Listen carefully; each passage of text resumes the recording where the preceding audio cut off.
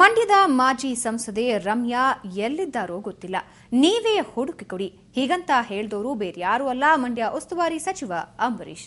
ಇಂದು KPCC ಕಚೇರಿಗೆ ಭೇಟಿ ನೀಡಿ ಕಾರ್ಯಕರ್ತರ ಅಹವಾಲು ಸ್ವೀಕರಿಸಿ ಮಾತನಾಡಿದ ಅವರು, ರಮ್ಯಾ ಎಲ್ಲಿದ್ದಾರೋ ಗೊತ್ತಿಲ್ಲ, ಪಾಪ 6 ತಿಂಗಳಲ್ಲಿ ಸೋಲಿಸಿದ್ದಕ್ಕೆ ಬೇಸರ ಆಗಿರಬೇಕು ಅಂತ ವ್ಯಂಗ್ಯವಾಗಿ ನುಡಿದ್ರು.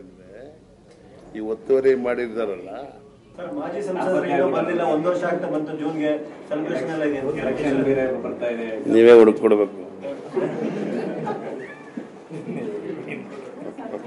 ಯಾವ ಕಡೆಯಿಂದ ಅಂತ ಯಾವ ಕಡೆ ಹೋಗಿದ್ರೆ ಏನು ಐಡಿಯಾನೇ ಇಲ್ಲಪ್ಪ.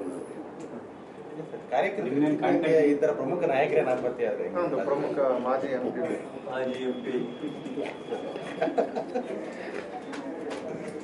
ತುಂಬಾ ನಗ್ತೀರಾ ಸರ್ ಅವರು? ಇಲ್ಲ, ಬೇಜಾರಾಗಿರ್ಬೇಕಲ್ಲ ಪಾಪ.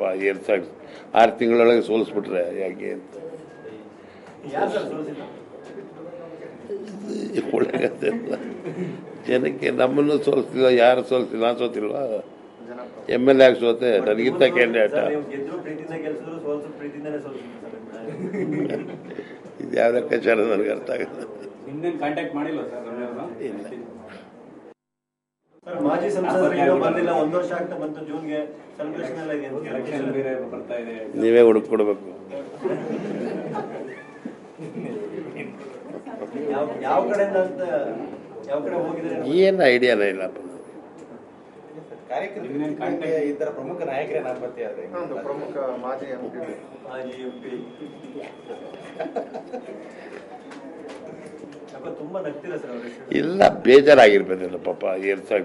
6 ತಿಂಗಳೊಳಗೆ ಸೋಲಿಸ್ಬಿಟ್ರೆ ಯಾಕೆ ಅಂತ ಒಳ್ಳೆಗಲ್ಲ. ಜನಕ್ಕೆ ನಮ್ಮನ್ನು ಸೋಲಿಸ್ತಿಲ್ಲ, ಯಾರು ಸೋಲಿಸ್ತಿಲ್ಲ, ನಾನು ಸೋತಿಲ್ವಾ? MLA ಆಗಿ ಸೋತೆ, ನನಗಿಂತ ಕ್ಯಾಂಡಿಡೇಟ್. ಇದು ಯಾವ ಲೆಕ್ಕಾಚಾರ ನನಗೆ ಅರ್ಥ ಆಗುತ್ತೆ. ಕಾಂಟ್ಯಾಕ್ಟ್ ಮಾಡಿಲ್ಲ ಸರ್? ಇಲ್ಲ.